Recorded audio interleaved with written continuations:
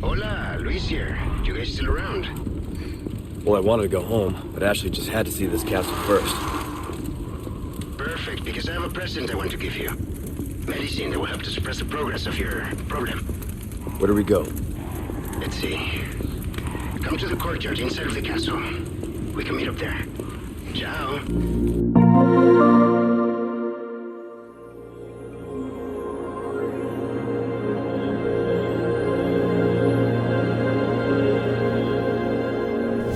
Hello, and welcome to episode 44 of the video game podcast PlayStation Pals.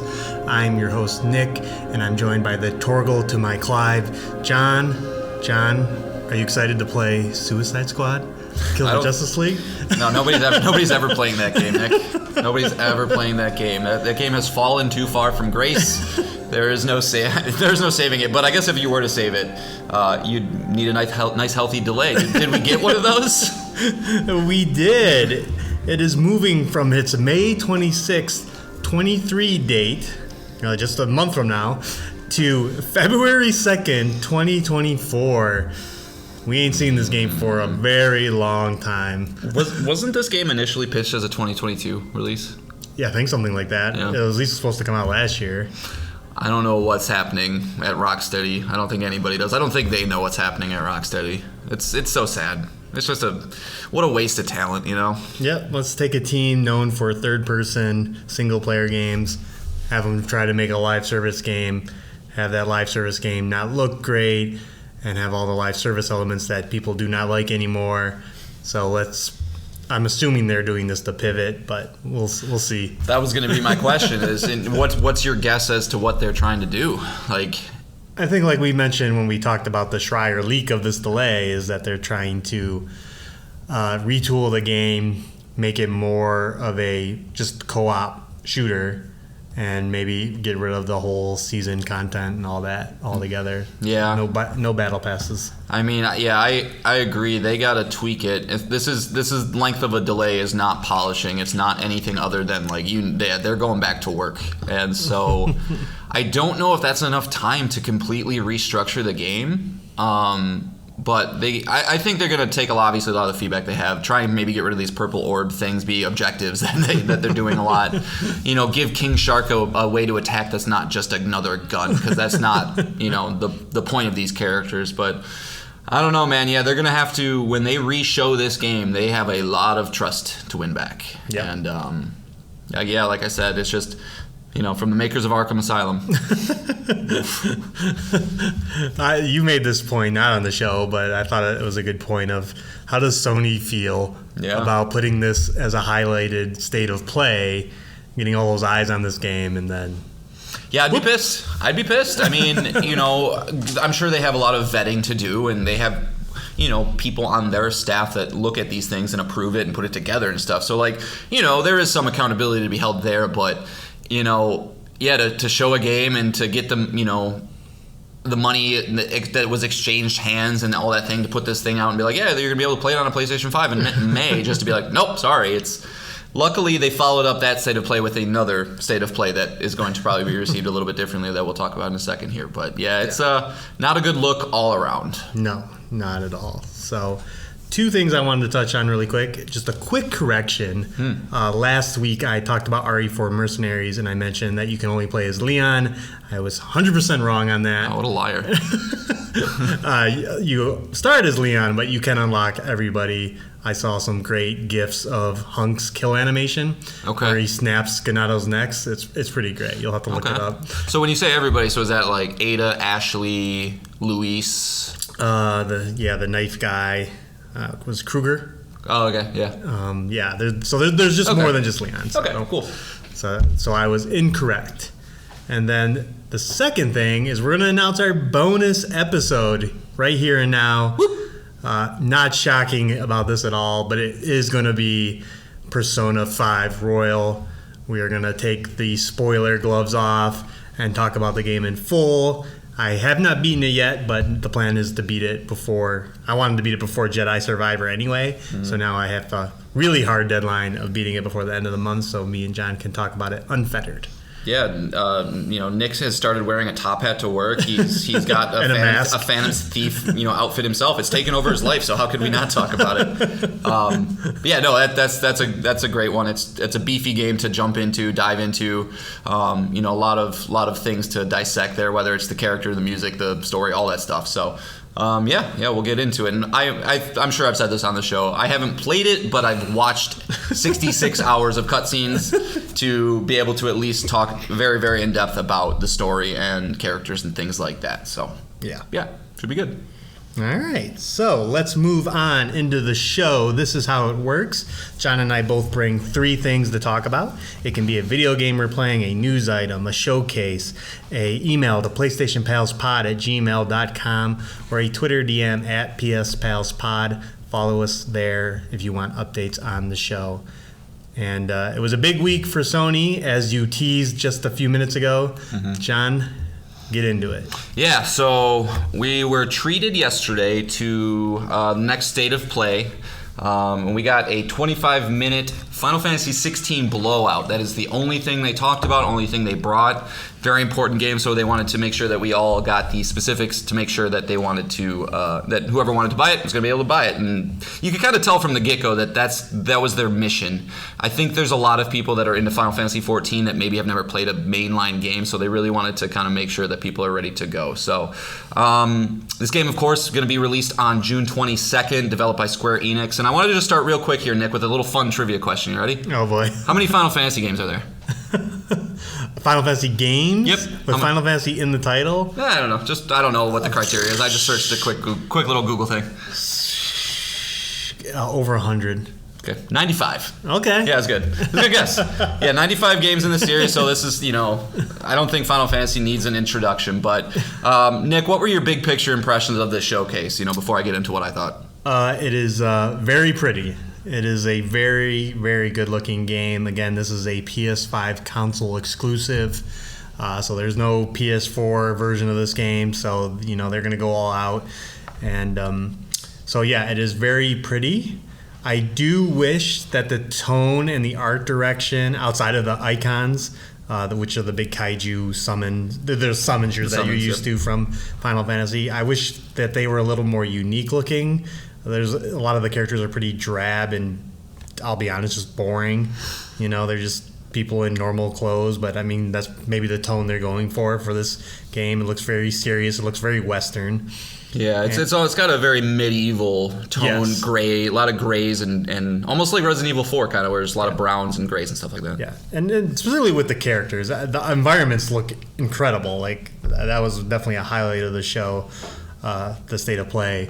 They had the main character Clive walking around, and it looked just like something out of The Witcher.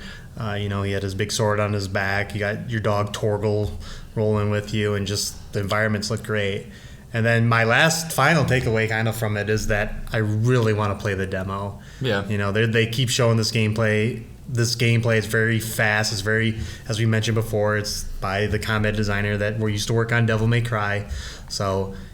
And we saw the same thing with Forspoken, and now I know these are different teams, and this is definitely, their pride and joy, so they're not going to mess it up. But I still want to get my hands on it. I still want to try this combat because it looks very different than what we're used to. And I think we will get a demo. I thought for sure they were going to drop one yesterday. I was very surprised that they didn't, but... Square Enix has put out a demo for almost every one of their big properties in the past couple of years, so I'd be shocked if they didn't. So hopefully we'll get one of those soon. But yeah, I agree. I think frankly they knocked it out of the park with this showing. I think it was a little too in depth. You could argue that they showed too much, but like for anybody who was there's can't be anybody on the fence anymore, right? You're either in or you're out. I guess you just said you're kind of on the fence, so maybe I'm going to put my foot in my mouth immediately. But I think if you're a fan of the Final Fantasy series, there's very few reasons to be excited for this game. And they did kind of go over a couple things that we didn't know about. So first and foremost, they mentioned that this is the first true action RPG Final Fantasy game from the get-go. Final Fantasy VII Remake and Final Fantasy 15 both have much faster combat than your Final Fantasies of old, but this was the first one from the get-go. I don't think there's any way to slow down combat like you could in Final Fantasy VII Remake. You know, like Nick mentioned, you're switching between different Akon abilities to kind of augment your attack patterns and things like that, all in real time. So, you know, there is definitely a push with that, which is great that they got the Devil May Cry guy, you know, in there. So obviously, you know, that's going to be done well. We learned that the story is going to take place over 3 different time periods. The main character, Clive, you know, there's going to be a young Clive, a normal Clive, for lack of a better word, and an older Clive. I don't know, you know, if that's going to be 3 even splits or if it's going to be mostly taking place in that middle section, but, you know, there will be some, you know, a larger scale kind of narrative, I guess, being had here. You know, but yeah, to agree, Nick, I think the environmental graphics are were the show, like, or the star of the show. Like, some of the environments that they designed are just, you can't just help but look at it and just be blown away by, whether it's big towering ice cliffs or big crazy spiral looking things rising out of the ground. Like, if you played a Final Fantasy game in the past, you kind of know what you're in for, but just taken to the 10th degree. I will say, I think some of the enemies do look a little bit tanky. You know, like a lot of the smaller encounters I do kind of appreciate in JRPGs, where you can just breeze past it. Sometimes I like where you enter a fight and you just go, bop, bop, you're done. Bop, bop, give me my XP and let me move on. Mm-hmm. But it really seemed like some of the smaller enemies, you're spending a lot of time with them. So hopefully that doesn't get a little, you know, overbearing, a little, I don't know. I don't want to spend too much time in combat. Especially with how active the combat is. Like, you know, turn-based combat is, for one thing, you can just, you know, turn off your brain and just go ba-ba, ba-ba, ba-ba. But yeah, when you're having to do combos and if I'm zipping all over, and switching abilities, then yeah, you're definitely going to be a little worn down by every combat encounter. yeah. But you know, I mean, I'm sure it will never get boring, right? Final Fantasy, you're going to be gaining abilities, gaining skills, you know, unlocking Akons, however you do that, incorporating them into your moveset. I'm sure it will never get bored. I just hope that, you know, the combat doesn't wear itself out quickly. Mm-hmm. But, you know, a couple small other things. You know, there is a monster hunting board that is back from Final Fantasy XII, which I'm very excited about. Mm-hmm. It's just fun to go and just hunt these big monsters and get rewards for them. Yep. The music is absolutely incredible, as is to be expected with Final Fantasy VII. I didn't write the name of the composer down, but it's not Nobuo Uematsu, who is known for a lot of the music. But, you know, that's going to be great. And then, yeah, man, I mean, these Akon fights, right? Like, that's kind of the big selling point of this game, is these, you know, kaiju one-on-one Attack on Titan type battles that just look fucking bananas. And again, so much going on. Like, you know, and it's a spectacle that I've honestly haven't seen since, like, the original God of War series, where you're, you know, flying through the air, running into mountains, you know, doing all this crazy stuff. I just hope that it's fun. And I was encouraged to see that as they were talking about those battles, they were like, yeah, we're going to incorporate different ways that, you know, you have to use your abilities to get through. It's not just mash, mash, mash, special. Mash, mash, mash, special. Like, that shit gets old quickly, so. Yeah, they definitely looked all different. To be specific, you're playing as Ifrit, and then we saw you play as the Phoenix. Yep. In the footage. Yep. And both looked, the Phoenix one kind of looked like a Panzer Dragoon, like on rails shooter, where you can move along the screen, but you're kind of limited to the camera. You're not controlling the camera angle. Yeah, you're just highlighting the enemy and hoping your things go into. But the Ifrit stuff was all over the place, including like flying through the sky, running up a giant tentacle. Like, it was all over the place. The encounters where you play as Ifrit. So it's definitely the highlight. Yeah. So I mean, I personally am very, very excited for this. You know, I've talked about how Final Fantasy X is one of my favorite games of all time. That's really the only intense tie I probably have to this series. Like, I really, really liked 12, but I never had that 7 connection. So I'm hoping this one does for me what I was hoping 15 was going to do, and kind of reinvigorate my love for the series and you know, really get into another one of these things. Because to this day, you know, and I know some people hate the characters in 10 because they have some pretty shit dialogue sometimes, and they're campy and weird. But like, I I don't know if it's because I was like 11 and 12 when I played it. I just latched onto those characters so much that I want to be able to feel part of a crew like that again in a JRPG setting like this. Glad you brought that up, because that is kind of my negative takeaway is we really didn't get a sense of other party members.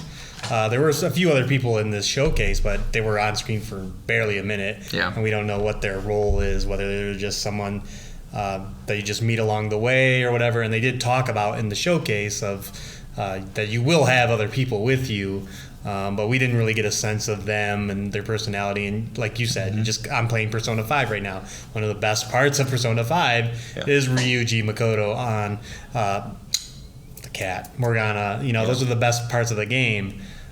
So I really hope, like you just said, like that this can do the same thing. I mean, Torgal looks amazing. Well, when is the dog not amazing?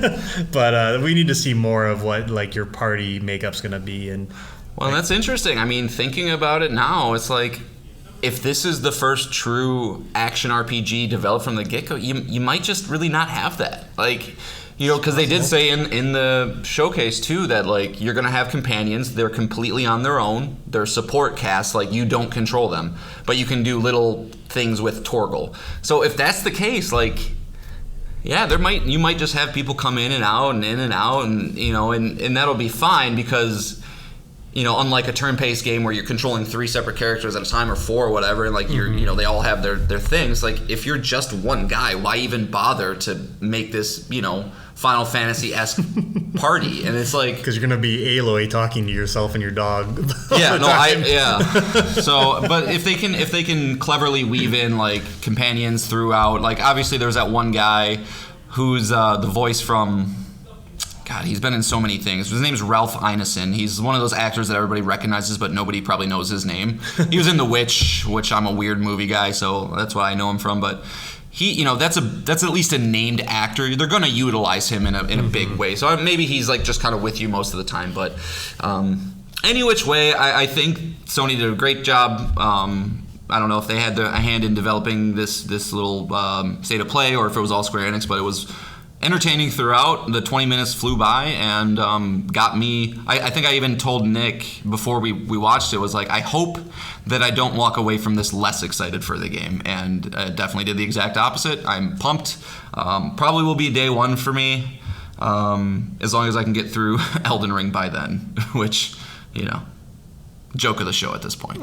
So, but any other thoughts, Nick, on Final Fantasy? We had an interesting, along with the demo prediction, we also kind of predicted maybe if there was going to be some kind of VR support for this, because it is heavy Sony, and as you mentioned last week, that Sony's probably looking to do a lot of hybrid projects like Resident Evil 8 and Gran Turismo 7 that maybe this one would have some kind of VR mode in it, like even if it was just exploring the world in VR or something. Because the 15 had the fishing game. Yeah. So. But no, nothing there on that end. So this looks just to be a straight. I mean, they could have plans for DLC. 15 had a pretty robust DLC plan, and they didn't finish it, from what I can recall. They wanted. I think they had the Prompto, which was one of your bros. They were supposed to be like a DLC for each of your bros. Yeah. And I think they only came out with a couple. But So who knows? But I think this is probably the biggest competition for Zelda for Game of the Year at this point, and RE4 remake probably, but. Get excited if this is your thing. Yeah. Also, go watch it if this is your thing. If you haven't done that. Yeah. So, all right. So, now that we got all that out of the way, we did get our PlayStation Extra games for the month of April. Keep in mind, again, if you are a subscriber to PlayStation Plus, there are the 3 tiers: Essential, Extra, and Premium. Extra is the middle tier that gets you a lot of access to the current games that basically you just get for free. And so Nick mentioned this last week, but we wanted to try just a little bit of different way of covering this as opposed to just reading out every single game that's coming, because quite honestly, if you're listening to this podcast, you probably know what they are. So instead, Nick and I are just going to highlight a couple games from there that we think are worth paying attention to, worth downloading if you are subscribed to this service. So Nick, you want to go first? Yeah, my first highlight is, and which kind of led this article off, is Kena Bridge of Spirits. I talked about it on this very podcast. This comes from Ember Lab, It is currently sitting at an 81 on OpenCritic. It is a God of War light. You do a lot of climbing, you do a lot of combos, and it has kind of this Pikmin-esque feature where you can control these little guys. Rot. Yeah, the rot. They got cute hats. You can clip the cute hats on them, and they kind of help you with the environmental puzzles. You can use them in attacks to infuse them to make them stronger, and it's a pretty good game. I probably wouldn't recommend paying for it, but now that it's on Extra, I definitely recommend checking it out, especially if you're in that God of War Ragnarok malaise and want a decent third-person action game. It's definitely a good first outing for the studio. So cool, check it out. Yeah, that's one I've been meaning to get to. So whenever I get back into Extra, I'm sure I'll check it out. But good pick, Nick. For my first pick, I'm going to have to go with Doom Eternal. This is a first-person shooter from id Software, now owned by Microsoft, but part of Bethesda. But this is the sequel to 2016's Doom, which basically reinvigorated the franchise. If you like first-person shooters, if you like fast, fun movement and bloody and just kind of getting face to face with some demons, this game's going to be fun. Like, you're going to like it. It's an 89 on OpenCritic. But if you the idea of getting a shotgun that has a grappling hook attached to it that you can shoot into a demon, grapple to it, and then blast it in the face, like, well, who doesn't want to do that in a video game? So highly recommend Doom Eternal. You don't really need to play the 2016 one. I would recommend it because it's also very good, but in terms of story, it's not why you're playing these games at all. You're playing these games because they're fast, fun, kinetic shooters. And I'm not even a shooter guy, but this would be my recommendation for somebody who likes the idea of a shooting game, but maybe isn't into multiplayer and things like that. It's just a fun little single player campaign. Probably takes 15 hours to get through. But yeah, a lot of fun. And they gave it a PS5 upgrade too. They did give it a PS5 upgrade. Yep. So, yeah, and it's probably the last Doom you'll ever get to play on PlayStation. So do that. Yeah, very true. And sticking with the Bethesda first-person shooter route, I am going to recommend Wolfenstein 2, the new Colossus from Machine Games. This got an 87 on OpenCritic. This is a very good, unique shooter. It's a little more traditional. It's not as fast as a Doom, so if you're looking for something slower paced with a lot of interesting characters, if you're not familiar with the Wolfenstein franchise, it's basically alternative future where Nazis win, take over the world, and so you're part of a resistance group to kind of take it back. So the first game is also very good, but it might be harder to find and play at this point, but you can just jump into Wolfenstein 2. It's not the biggest deal. Just watch a YouTube summary of the first game and then just jump right into this. But it was a very good game, and I enjoyed my playtime with it. Yeah, that one's pretty hard from what I remember too. Like, make sure you're a steeled experienced shooter. From what I can remember, your health drains pretty quickly, and you're just constantly killing Nazis, which is great. So, but yeah, that's another very good one. And then my second pick, Nick, is maybe a little more unconventional. Maybe a game that I think people would kind of scroll past and go, meh. And that is Monster Boy and the Cursed Kingdom by FDG Entertainment. 86 on OpenCritic, so another very well-received game. But this is a hand-drawn, cartoon-based Metroidvania game where you play as this little boy with a sword, and he has the ability to transform into different animals. For instance, you can transform into a snake, and that gets you into different areas. You can transform into a lion, which has the special ability to dash through things. And your typical Metroidvania game where you're unlocking abilities, backtracking, going through things, but just very, very joyful, it's just one of those games where it does everything well.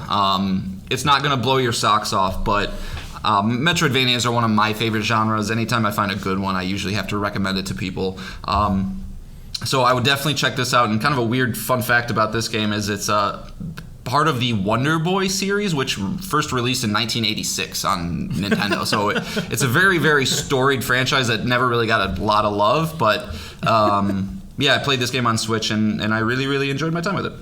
Okay. So I would check it out. It's very pretty. It's got that nice little cartoony look. Cool. And yeah, it's definitely another overall great list. We definitely recommend you look at all the games they added. A lot of Bethesda games and a lot of indie games. So another banger of a month, keeps on rolling. Yeah. I mean, I'll keep saying it. I feel like it's better than Game Pass. I don't know. You got Slay the Spire, Riders Republic. There's stuff for it. Like, they do a great job with just kind of. And I think it was even Shuhei Yoshida that said it a long time ago, where it's like when developers and publishers think about like these kind of things, like they just want they want everybody to have one thing. They know they're not going to build a list that somebody's going to be like, I like every one of these, but they just want somebody to find something in there that you get value from. And whether it's a first-person shooter like Doom, a third-person action-adventure game, a sports game like Riders Republic, like they have a card-based game like Slay the Spire. Lots of stuff for everybody. So. Good job, Sonny. Yeah. All right, so let's move on. So last week this came up a few times about our most anticipated games.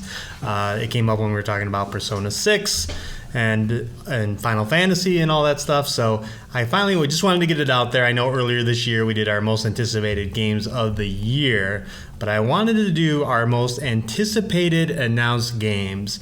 So this is going to be a list of what we want to play right now. So, and it's announced. It's out there in the ether. So Persona 6 is not out in the ether officially, so that does not count. It is out there, but yeah, not officially. And again, there are games about to come out, so I don't know, John has Tears of the Kingdom on there, but with it coming out so close, I'm not going to have Jedi Survivor on there because I'll be playing it in 2 weeks anyway, so I'm not going to include that on my list. So, and John, you better not have a game like Atomic Heart on here. Because if you do, and it reviews badly, I'm going to make you play it. I think you should be forced to play it. I lose my cred. Because you picked Atomic Heart over Spider-Man 2. I was trying to be well-rounded, Nick, all right? Everybody knows Spider-Man 2 is going to be fucking sweet, so whatever. All right? So sorry. With that groundwork laid out, I will go first. Announced at the Game Awards just last year, as we were talking about, as we were getting together our list of the top 50 games of all time, our favorite games, it made me think of this game again because I was thinking about BioShock. And that game is Judas. Boondoggle. I got it too. And again, this is coming from Ghost Story Games, which is led by Ken Levine, who did BioShock 1 and BioShock Infinite. And when I think about that trailer and I think about the experiences that I had, because also while thinking of going through and thinking of our top 50 games of all time, is like I've played a lot of games, but a lot of them are really forgettable, And I will say one thing that's great about Naughty Dog games and one thing that's great about Ken Levine games is that I will always remember what happens because really stick with it. Yeah, because they're just that memorable, and so that's why Judas gets the 5 spot on my list. Yeah, if you're a fan of BioShock, nobody looks at this trailer and doesn't immediately think that. So, DNA of it through and through. But yeah, that's did they say 2024 or did they not even put? I don't think there was no date. Okay. On it. Yeah, so that'll come when it comes. But it's pretty safe to say it's going to be something special when it does come. So, sure. Good one. For me, I don't think this is going to be a surprise to you, to anybody, and I'm going to say it before you say it in case it's on your list because it's mine, and that's Hades 2. Hades is no hyperbole, probably in my top 5 favorite games of all time. It's fantastic, top to bottom, great voice acting, amazing controls. Are you ranking this? Huh? Are you ranking yours? No. Okay. Did you rank yours? I did, but. That's Judas number 1? No, Judas is number 5. Oh, okay. Yeah, I didn't. I don't know. I guess I usually do. Right? Because I just asked because I know this is number 1. This would be my number 1. Yeah. So yeah, I mean, I have full faith in Supergiant. They do not make bad games, and I'm excited to see what ideas they had probably for the first game that they're going to implement into this one. Like, I'm honestly. I think it's okay to expect the same thing, and it'd be fine. Like, you just give me more gods, give me more abilities, give me a little bit different things here or there, but you can have the same type of loops, the same type of systems in place. But it appears to have like a more magic focus. The big focus of Hades was the weapons, so you had all the different classic weapons, and This, at least from the brief moments we got, it looks more magic focused. So that could definitely do different gameplay opportunities. Yeah, I think, and they haven't said anything, but I've heard speculation the big bad in this one is going to be like Kronos, and he's with the god of time, and so he kind of... They mentioned Kronos in the trailer. Do they? Okay. Yeah, so they'll rewind you back to a certain point, but I could see magic being a big thing. Either way, like I have no worries, no issues about this one. It's going to be fucking killer when it comes. Yeah, and it was on our top 10 PS5 games and stuff like that. So just go play Hades. Yes. Just play Hades 1. Even if you have any reservations of this type of game or anything else, just please give it a shot. Well, what I will say for people who maybe have never played a roguelike, you have to get... Huh? You don't Doesn't care? matter. Yeah, I know, but I have a friend who's playing it right now. He's like, I don't really understand what I'm like. Am I supposed to lose? And I'm like, yeah. Like, you're supposed to, literally somebody who's never played a roguelike to be like, I don't get this. Like, so just know that if that's you, you're meant to kind of lose and get a little bit further and get a little bit further and get a little bit further until all of a sudden you're the fucking most powerful thing in the world and it feels amazing. So yeah. Yep, awesome stuff. All right, so my number 4 is Marvel's Spider-Man 2. Not shocking. I'll just leave that there. Yeah. We're going to learn more about this game this year. I kept it off my list because... You hate it. Yeah. Well, Spider-Man, as we've talked on the show, I've played so much of it that it's not hard to be excited about it. It's just like I know it's going to be great. I'll play it when it comes, and it is what it is. And plus, I knew you were going to pick it anyway. So that's what this you used last time. So I can't wait. I can't wait till you pick a bad game and none of these next 4 are going to be bad. Okay. All right. Next one on my list, and I'll go in reverse order because why not? Hollow Knight Silksong. It's same thing. Hollow Knight 1 really, I think, has cemented itself as not only one of the best games in its genre, but like defining the genre. Really, when you think about best Metroidvanias nowadays, it's Super Metroid, Castlevania Symphony of the Night, and Hollow Knight. Those are kind of the 3 that people say, and it's a little more in depth, right? You're meant to get lost a little more to explore this vast underground area where there's actually decent stories to be told. The art style is fantastic, the movement systems are fantastic. It's pretty fucking hard, which I dig in games like this. And I'm sure Silksong will be, again, the same thing, but a little bit better. These smaller non-AAA games that are of a very high quality, I typically don't expect them to iterate as much of it because, especially for Hollow Knight, Team Cherry is a team of 3 dudes. It blows my mind that it's 3 guys. One guy's I think it's one guy's in charge of the programming, one guy's in charge of the art, and one guy's in charge of the music and sound. It's just like, fuck, how do you do that? So, you get to play as a new character in this one.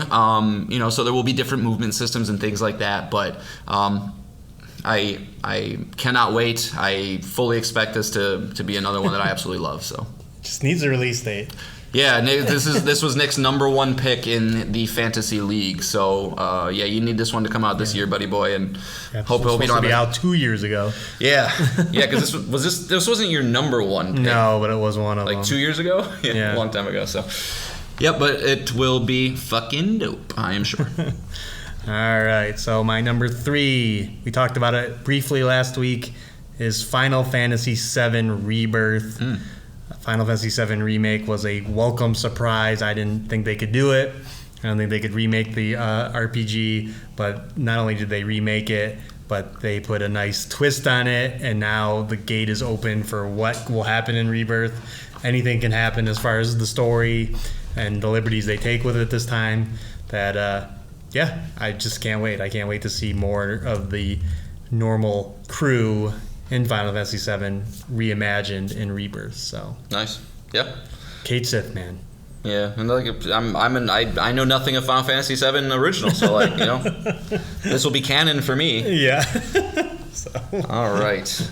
My next game coming out later this year, slated for August 29th from Sabotage Studio, who are the maker of The Messenger, and that is Sea of Stars. This is a upcoming role-playing game, with some of maybe the most gorgeous pixel art I've ever seen in my life. It's absolutely beautiful. So many different little tiny animations going on at any given time. But I was just kind of honestly blown away by The Messenger, how much I liked it. It was very retro, but at the same time felt modern, felt like there was, systems and things that really like kind of taking the formula that was established in the early 90s and things with these kind of games, but bringing it to a modern day while respecting it enough, right? You're, interesting movement systems with you hit the light and you get to have an extra jump. I kind of expect them to do kind of a similar thing with this genre of game. Think Chrono Trigger, those classic RPGs. I think it's going to feel very, very comfy and familiar, but at the same time iterating and using the tools that they have at their disposal with the new consoles and things like that to really just kind of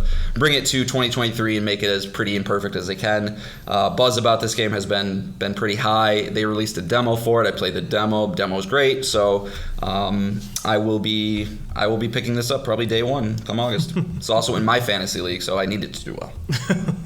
Yes. Yes. You gonna play that one at all? No. No. Okay. Again, indie game. I don't based like in retro things. Yep. Based in nostalgia. I can't do it. Sorry. That's fair.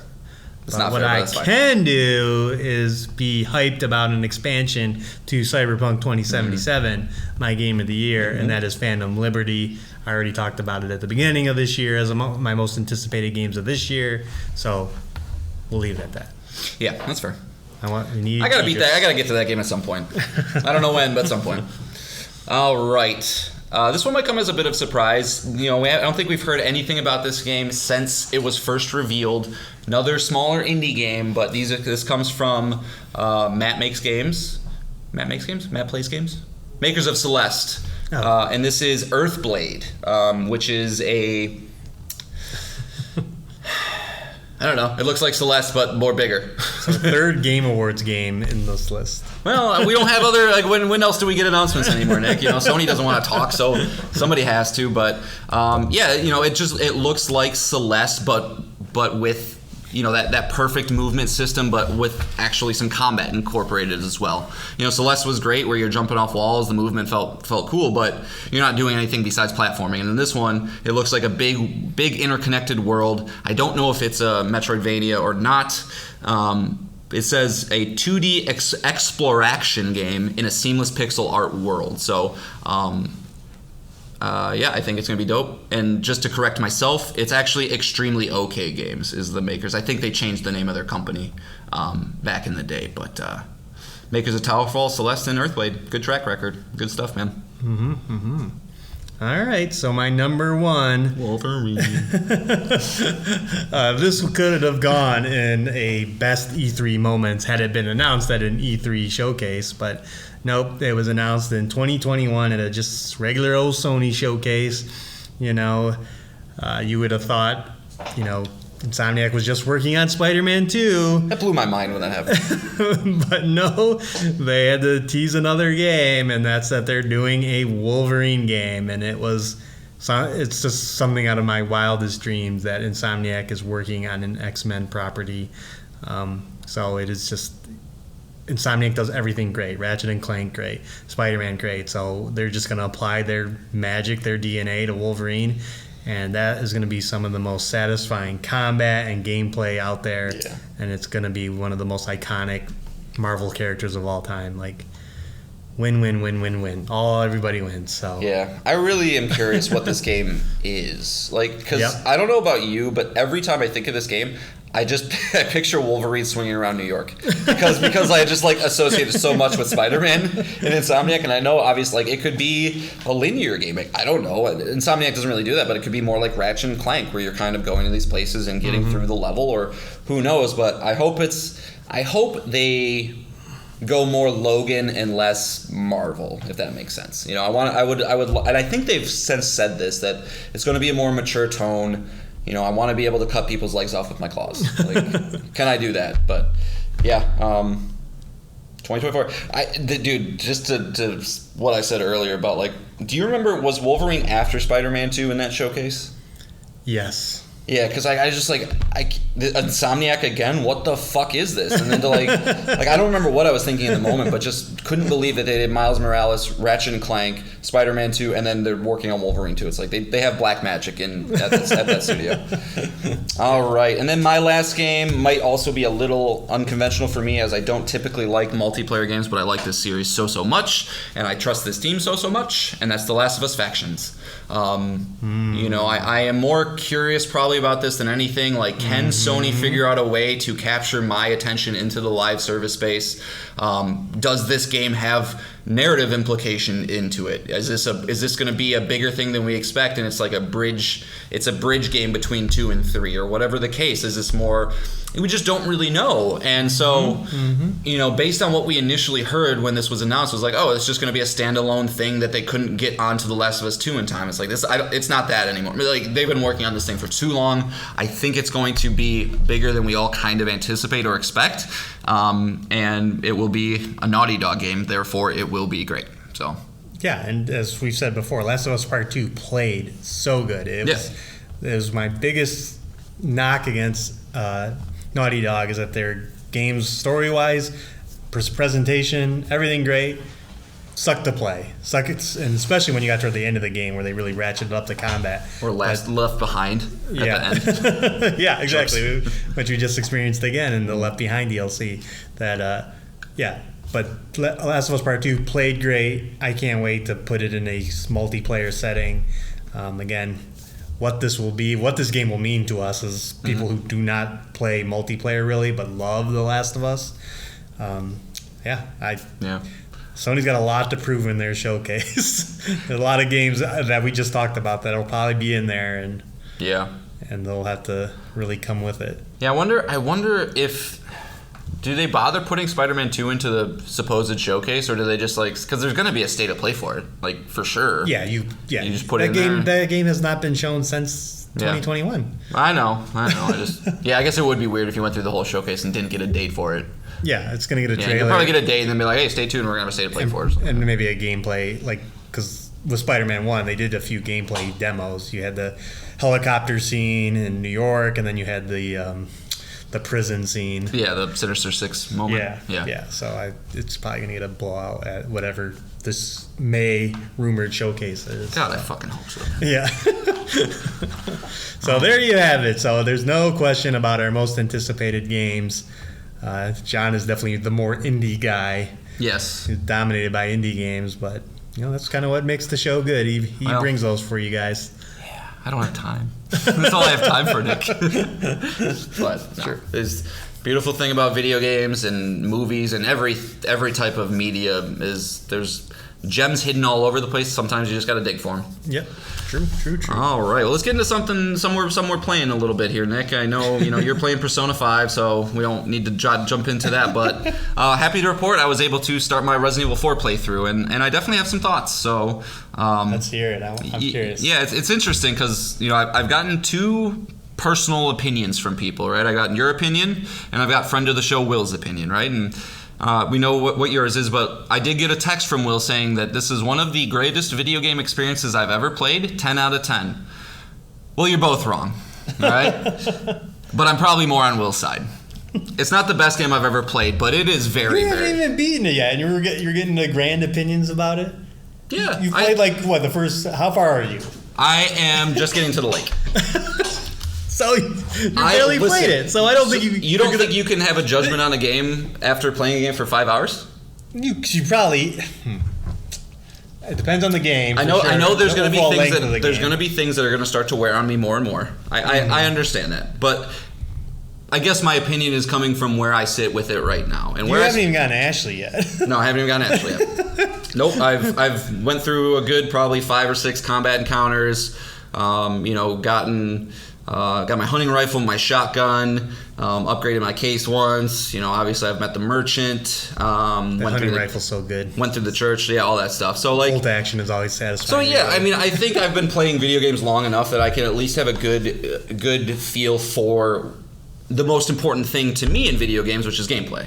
Okay. I think it's really fun. I think the combat encounters are fun. I like shooting guys in the head, running up to them, giving a ridiculous roundhouse kick, and then taking my knife, which I fully upgraded already because I hate breaking shit. I just start poking them with it until they die.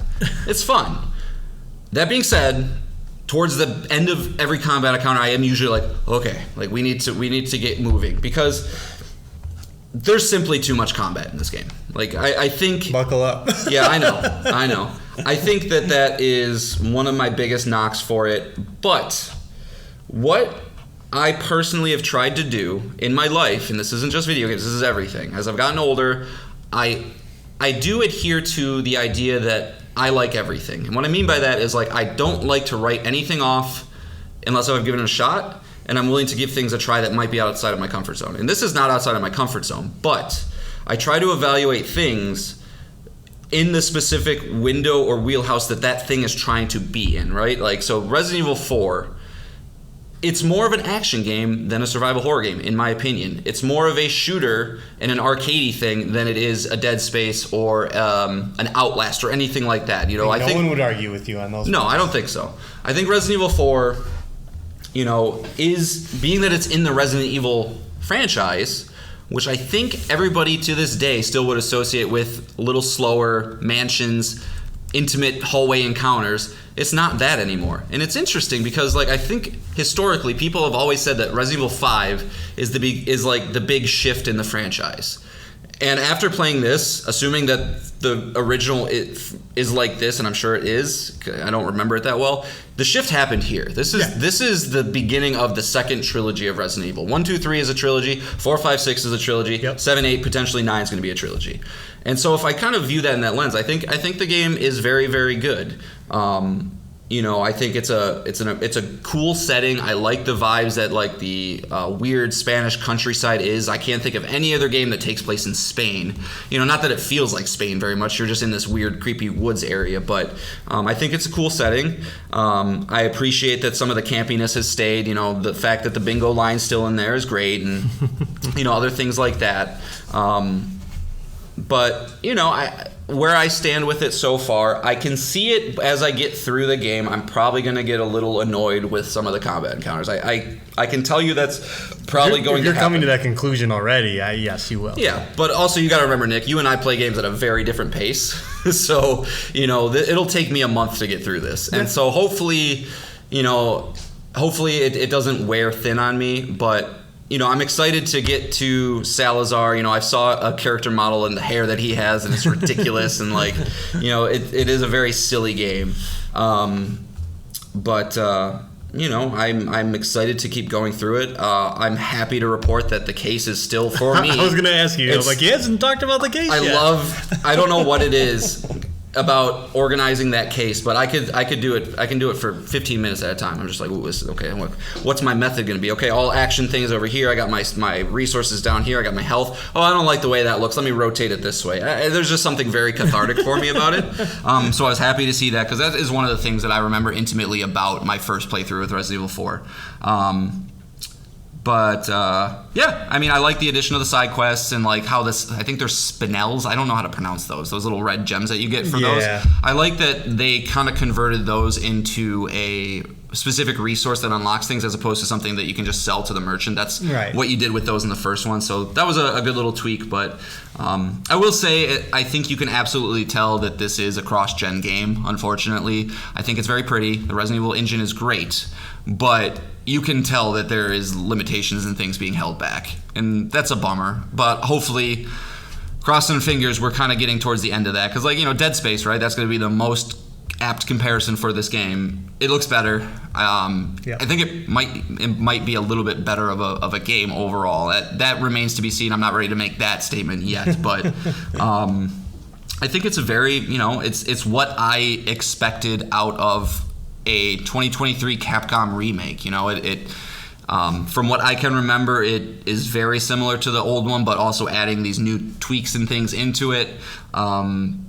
And it is fun to come across just different set pieces. Like, I remember coming up to the church for the first time with the graveyard in front of it and be like, I remember this place. Like, I remember that, the big Undertaker looking fucking character, whatever. I forgot, like, I hadn't thought about that guy since 2006. I was like, it's that dude. Like, I just immediately remembered him. He's basically, you know, Mr. X in this version. So. Do you remember the fight with him? No. Okay. Yeah, the only fight. You will when you do. I do it? That'll be another memory. You're like, oh, right. Yeah. It's pretty gnarly. The other things I remember, you know, I remember fighting, like, the cave. I say cave troll because I'm such a Lord of the Rings guy. Such a jazz head. But, like, you know, fighting the big trolls and things like that. So, It's very fun. I'm definitely gonna get through it. You know, please let me know, Nick, if you're like, I don't know what to play. You know, I think we're gonna be checking out Horizon here soon. But it's I don't know if I'll play Resident Evil 2 remake again anytime in the next however, who knows how long. But you know, it's right up there with that for me. So it's good stuff. I'm curious as to how you feel. Because again, I was in chapter 10 when I was like, I just can't do this anymore. Just burnt out. I can't do more of these combat encounters. So yeah. I mean, I've heard like, you know, the part where Ashley's getting catapulted up the ass and like she just keeps getting knocked down is like the worst for everyone. That you know, part's that's really just bad. You know, you just kind of have to keep running back and getting her up. You know, and escort missions, quite honestly, fucking suck. So we'll see. You know, but it is interesting. Like, I think that this is a very, very easy to look at example of people's previous bias taking place into a current day product. Like, I don't think there's any way that it's like a 10 out of 10. You know, like if we're being truthful to what that means, if like we're truly trying to evaluate things on a 0 to 10 scale, there's, I don't know, 5, 10 out of 10 games ever. So I just think the industry as a whole has gotten a little bit loose with what that means. You know, IGN's given out, I think they gave out like 10 out of 10s for like their first 15 years, and they've given out so many. You know, they gave John Wick a 10, which isn't a video game, so I don't know why I brought that up, but you know. Nostalgia is a hell of a drug, and a lot of people played that at the very formative time, kind of like a Final Fantasy VII. So, but also you think that people would be a little more critical of this, but no, everyone seems to love it as it is. Yeah, I mean, because like, playing through Elden Ring, like, this is a transformative game. This is something that has never been done, and it's doing it flawlessly, and there's so much there. And it's like Resident Evil, it's great, but you feel like we've moved past this type of game in the past 15 years, right? Like, it is very much walk down path, open area, encounter. Walk down path, church, small encounter. Walk down this, get the key you need, go. And that's fine. Like that, again, that's what was kind of my point about trying to evaluate things in their space, like Neon White. Like, if I'm evaluating Neon White, what it does is pretty close to perfect. I wouldn't say it's perfect, but it's pretty fucking close. And you can't really compare a game like Neon White to Resident Evil to Elden Ring. It doesn't work that way. But I think for what the vision of this game was when they decided they were going to do it, and the product that they ended up with at the end, I don't know how you could really make it much better. Right. So, you know, kind of interesting revisiting these games that we all love. Like, you know, and that's going to be a thing that we continue to do. I mean, as we progress, I'm sure, you know, eventually, probably in 5 years, we're going to start seeing PS4 remake game. I mean, we might see Horizon Zero Dawn remake here anytime soon. We saw The Last of Us 1, you know, and that's a PS3 game, so, like, we're getting there. Right. You know, and so it will be weird to see, like, these games that we have intense nostalgia for, and, like, okay, how does that play out now? Mm-hmm.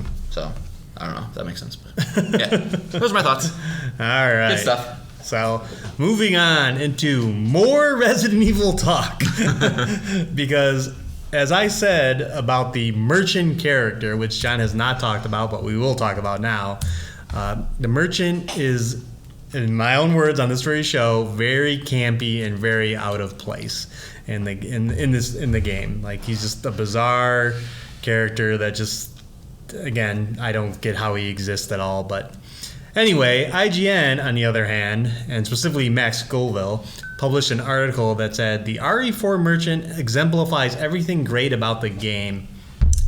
And here's a few quotes from the article. He said he's vaguely menacing at first, but you quickly realize how goofy he is. And that's like so much of the Resident Evil series. It's scary at first, and then it's silly.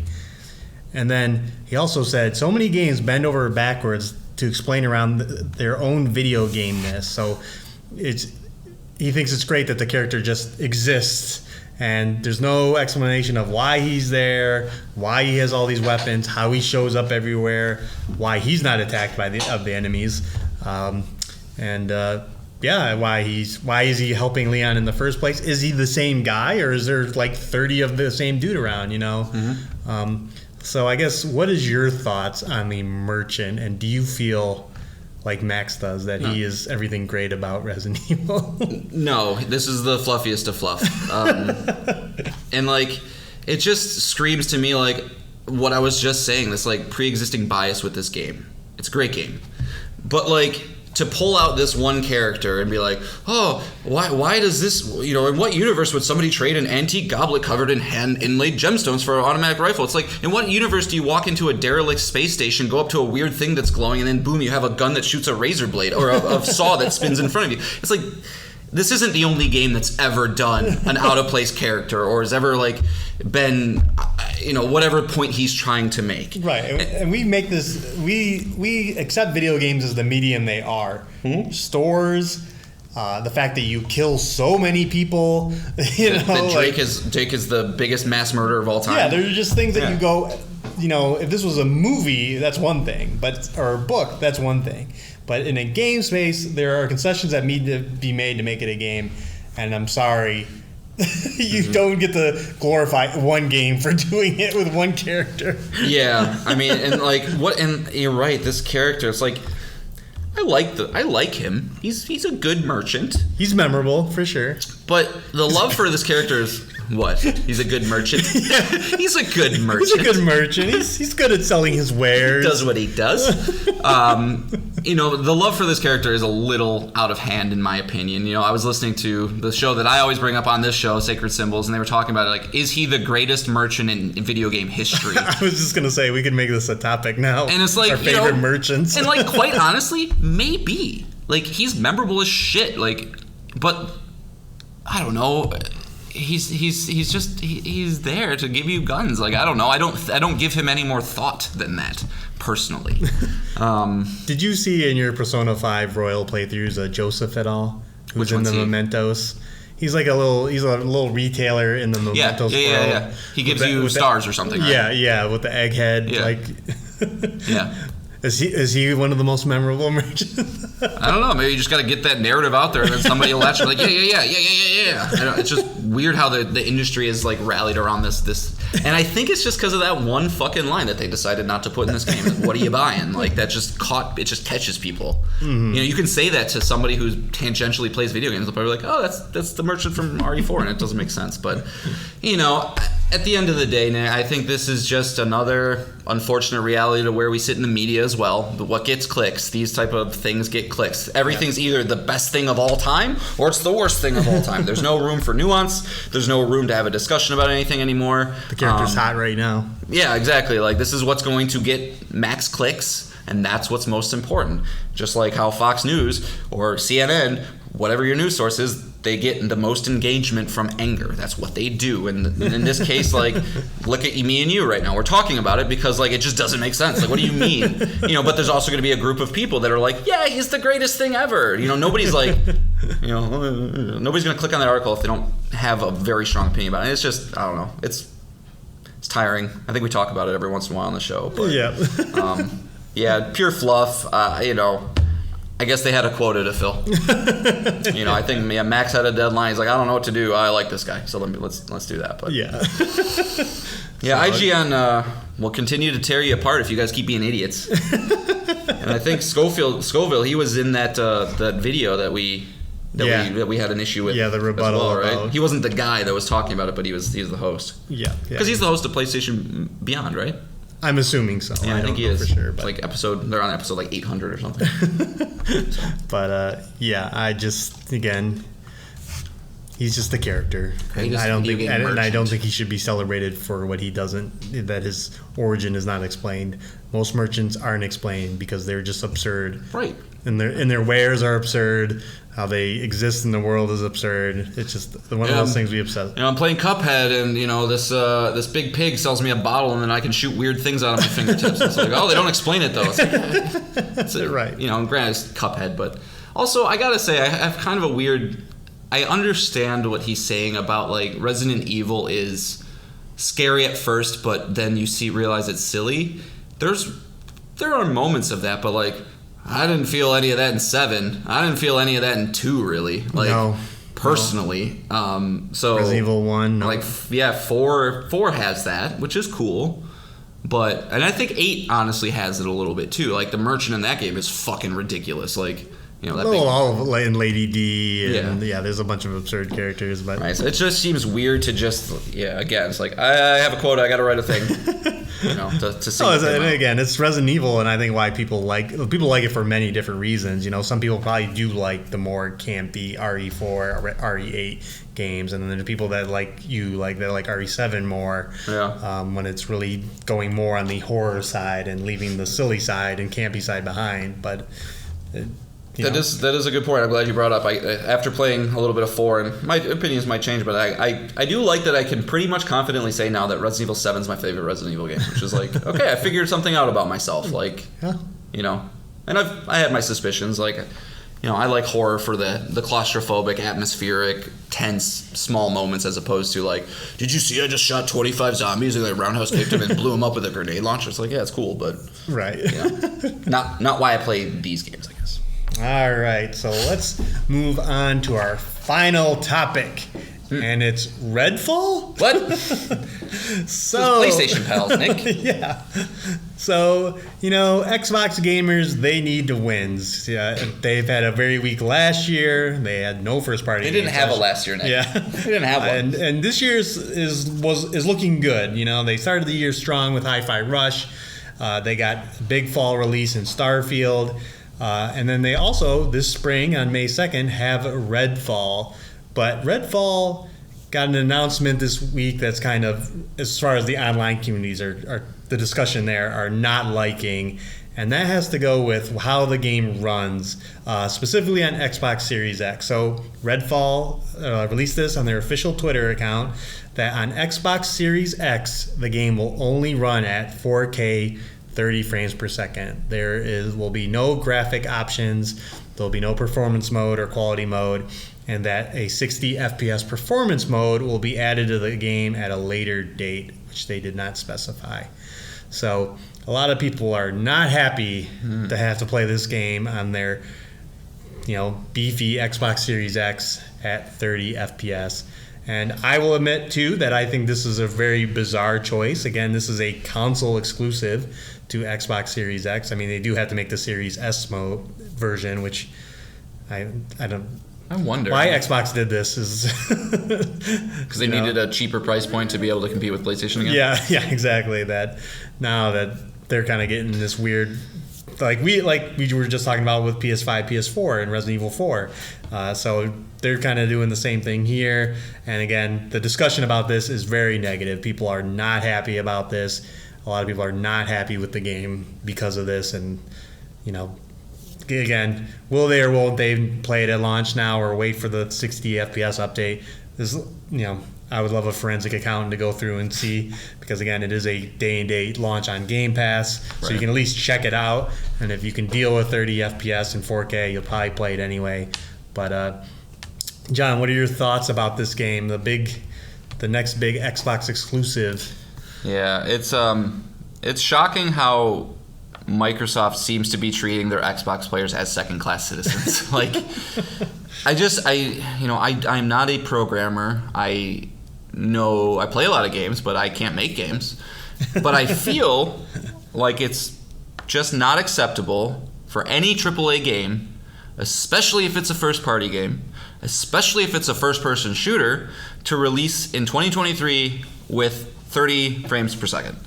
We have kind of come to an understanding here in the industry that 60 frames is almost needed at this point. Like, we've had so many games come out with 60 cents that going back to 30 is noticeable. Mm-hmm. I used to be a guy that, before I started playing 60 frames a second games, I was like, this is fine, I don't care, it doesn't matter. But I went back and played Spider-Man on PS4 at 30 frames. Oh my god. It looks like he's just stuttering the entire time. And, you know, and I think you said yesterday, Nick, like that Plague Tale Requiem is a 30 frames a second game, and nobody ever complained about that. They said, you know, in fact, it was regarded as one of the most gorgeous looking games out there. Game of the Year nominee. So, like, it can be done, but it's very important to identify the type of game that is presenting those options. And, you know, with the resource, like... The resources that Microsoft have are unlike any resources out there for any company. And how that you don't just show Arcane Austin a dump truck of money and you say, here, now fuck off and make us a sweet game, is beyond me. It almost seems like Microsoft, and this is complete conjecture, this is just me spitballing, it seems like there's just a couple people at the top there that just have unrealistic either expectations or directions for the developers, and there's not a back and forth discussion. And it's like, no, we need you to go do it this way. We need you to make something for the Xbox Series S, and that's how it's going to be. Because it's just time and time and time again. I don't get it. I don't understand. It seems very laissez-faire. Like, games will come out when they do, and then when they come out, how they come out is fine, and this will be fine. Like, we don't care. We just, we want the game out. As a passionate video game player, I am starting to get just very skeptical with their way that they're trying to conduct business. You're right. It seems like they are just playing the content game. We know what the future is, so we don't really care if we're giving you the best experience. We want to give you the most experiences, and that should scare people. That should scare people that they are going out and buying Bethesda, makers of Skyrim, makers of Doom, and having the, assuming that this is the type of attitude they have towards their products, and be like, we just get it on our Game Pass and we'll make money and everybody will be happy. But like, if that's at the expense of high quality, like, developers putting out the product that they want to put out, that should scare people. And if you're a Call of Duty fan, man, and you're rooting for this thing to go through, I would be a little nervous about that as well. Hopefully they just, if it does go through, they just, say, okay, just go do what you do. We'll just rake in the money. But it seems like there's been a little bit of fuckery going on with Bethesda. And I know most of Redfall was developed before the purchase happened, so it's not all Microsoft, but it just, it continues to be, like you said, L after L. I don't get it. It's conjecture on our point. We don't 100%. know, but yeah, when you're not concerned with how much a game sells anymore, and it's just going to forever exist on this service, you wonder. It makes you wonder. And then when you see announcements like this, you go, it raises an eyebrow as to why they're fine doing this. And I know that probably they don't want to delay it. That's for sure. For sure. They can't do the next that. Suicide Squad. But it's like, when you're not concerned with sales, does it matter that the game's released not at with all the modes and quality that you're looking for? I don't know. Well, it's interesting too that you say that, because we're kind of going through this phase where there's been these huge PlayStation Square Enix rumors, right? Where PlayStation's going to buy them. It's like, well, we don't know. They haven't said anything. But then you look at, it's like, okay, well, they didn't release Final Fantasy VII Remake on Xbox like they said. They didn't release. They're not releasing Final Fantasy 16. They didn't bring the Pixel remasters to them, and everybody's like, why aren't you bringing us the Pixel remasters? Like, unless if they're being bought, it's because like, they probably have so much data that says they don't sell games on Xbox. Unless if it's on Game Pass, it's not worth it. It's not as easy as just taking your PlayStation 5 file, dragging it over to a different folder and say, here's your Xbox version. That's not how it works. So if they're going to take the time and resources to put the development cost into getting those games onto that system, they need to be able to sell. And it's just, there's so much fuckery going on, I feel like, with all this behind the scenes that we just don't know the ramifications of until, I'm not gonna say I'm not trying to be doom and gloom, like until it's too late, but it's just, I don't know. I do not get it. And maybe it's just because Sony's so efficient. Sony is so good with their pipeline. They make strategic purchases with their teams, and I think they use the culture and relationships that they've built with these teams in the past to foster and kind of have an understanding going forward, where Microsoft just throws a big checkbook at somebody and says, don't you want to come here? Like $7 billion. Like, fuck yeah, I do. And then kind of not like, well, we don't have the same autonomy that we used to, and, well, we got to do these other things. Now we got to make an Xbox Series S version too, and we don't really want to do that, but the only way we can do that is if we make it 30 frames a second, but we can't have one be 30 and the other 60. So it's just like, I don't know. It makes you think, but it is Arcane. This is a developer of a very high caliber. Yeah, their last game was a 10 out of 10 from IGN and GameSpot. Yeah. That was Leon. That wasn't Austin, but yeah, I mean, Dishonored, Prey, like everyone loves their game. So this is again something different. I mean, this is a multiplayer co-op shooter, so it is a little different than their normal wheelhouse as far as more elements in it. But so it'll probably be very well. I actually do assume it'll still be an 85 and above game. Yeah. But yeah, it'll be interesting if this is in the discussion when it's reviewed on Xbox Series X. Yeah, I mean, bad timing with Zelda coming out 10 days after. Because, you like you said, you assume not many people are going to buy it. They're going to check it out on Game Pass and say, okay, this is cool. Now, if this is somebody who only plays on Xbox, not a problem. But if somebody else who has more into video games, they're going to be like, well, Zelda's coming out, and then Final Fantasy 16 is coming out, and Street Fighter 6 is coming out, and Diablo 4 is coming out. I'm not going to go back to Redfall. Why would I go back to Redfall? And so it's like, if it's not a banger of a game, I would think it's going to be hard for them to keep people there. That's an excellent point. Yeah. It's just like, it's a bad release. That mind share when, a month later, it'll just within the next month is Diablo and Tears of the Kingdom, some of the most anticipated games ever. Yeah. So, and then, Final Fantasy 16 isn't on Xbox, but nope. it'll still be in the discussion. And right, there's still, I have both. So, there's still, not a ton of them, but it's just every little bit factors. And if, people try to log on to Redfall and it's, I don't know, just not populated enough or whatever the case, they're like, all right. Lose your moment. I'll play something else, because that's the other side of Game Pass. Got a lot of options. It's not like you went out and bought Redfall for $70 and you're like, well, I need to get my money's worth, or I don't have, True. You got options. So, fingers crossed. I kind of was hoping that would be one that would maybe get me to subscribe to Game Pass again, because I loved Deathloop. I like the idea of wacky guns killing vampires, but I don't know, if it's not anything super special, I'll probably skip it. Sure. So, come on, Phil right. Spencer. Oh, I'm sure he's not happy. Yeah, well, I'll tell you what I think. I think Microsoft's really just. I think what they're trying to do. Did you hear that? Phil had a little thing, and he had a mini Xbox on his shelf behind him. Did you hear that? Well, he's done that before. Yeah. I think what Microsoft is trying to position themselves to do is to have a streaming-only device that plugs into a TV, much like a Fire Stick, connects to a controller. Game Pass, here you go. We don't give a fuck about hardware anymore. We don't really give a fuck about these, we don't want Last of Us style experiences. In fact, they've said in the past that they can't make Last of Us. They said, we can't make games this good. And so it's just content, baby. Netflix route. Every once in a while, Netflix releases a banger, but there's a lot of shit on there too. Yeah, very true. But they still have a lot of mind share. So yeah, we'll know in a few weeks. So yep, we'll know all about this game. So, all right. Well, that is 6 things to tease for next week. Horizon Burning Shores will be out, and I do hope to play it before next episode. I think it comes out on Wednesday. So 19th. Okay. Is that Wednesday? I don't know. Yeah, it is. So I hope to have at least some early impressions. So like John, I'll just review the whole thing after playing it for an hour. I think you might be sick on Wednesday, Nick. You got some time to... Yeah. Feel a fever coming on. Yep.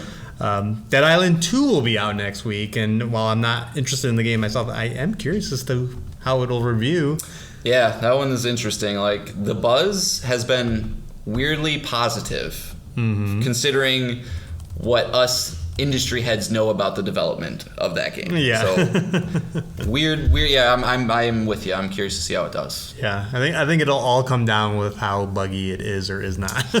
That too, and from what I've seen, it seems there's not a run button. So it's very just walking down a street. There's a zombie. Hi-ya! And walking down the street. There's a lot of cool gore physics and things, but I have a feeling it's one game where you're at that 6 to 8 hour mark, and you're like, when's it gonna be done? So, we'll see.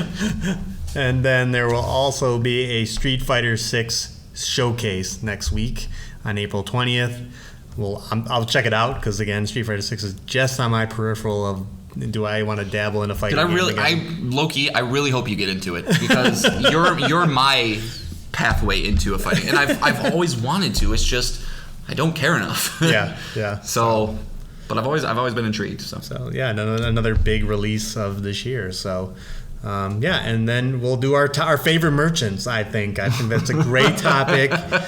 We'll have to think about all the merchants that have ever existed. The old man from Link to the Past. That's my answer.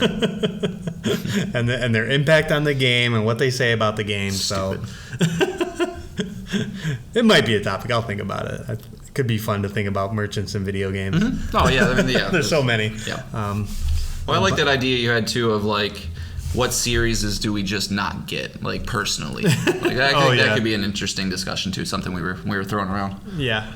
So a lot to do, a lot to play, a lot of things happening. Things are heating up into maybe a DEF CON level starting in May. Yeah. You know? A lot coming down the pipeline as we get into quote unquote E3 season or Summer Games Fest, as Jeff has taken over. E3 season. Keely. Do you have anything else to tease, or is it just your RE4 and Neon Whiting? Like that's my game that I pick up and try and do a couple levels. Last night I did some of the cleanup, so I have aces from missions 1 through 7 now. I have just a couple in 8 that I got to clean up, and I'm on 9. So. Oh, okay. Wow. Yeah, you're almost there. Yeah, I'm getting there. It's still so good. In fact, the song that I'm about to hear.